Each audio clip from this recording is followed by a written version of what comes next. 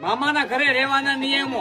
બધા ભાણિયાઓએ મામાના ઘરે ફોન કરીને પૂછીને આવવું. દરેક ભાણિયાઓને નમ્ર વિનંતી છે કે પોતાના ઘરેથી એક ગેસનો બાટલો લેતા આવે. મામાનું ખીચું ખાલી છે એટલે કોઈ ભાણિયાઓએ ખોટા ખર્ચા કરાવવા નહીં. હવે મામાના ઘરે મામી આવી ગયા છે એટલે મામા સાથે કોઈ ભાણિયાને સુવા મળશે નહીં. બધા ભાણિયાઓમાંથી નાના ભાણિયાને વધારે માન આપવામાં આવશે. બપોરે 2 વાગ્યાથી 4 વાગ્યા સુધી મામીને સુવાનો ટાઈમ છે એટલે કોઈ મામીને ડિસ્ટર્બ કરવા નહીં.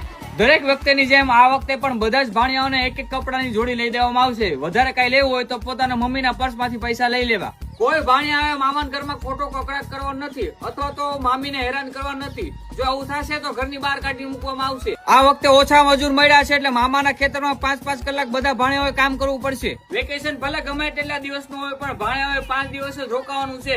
બહુ વધારે રોકાવ તો તમે સારા ન લાગો. વાહ મામા વાહ.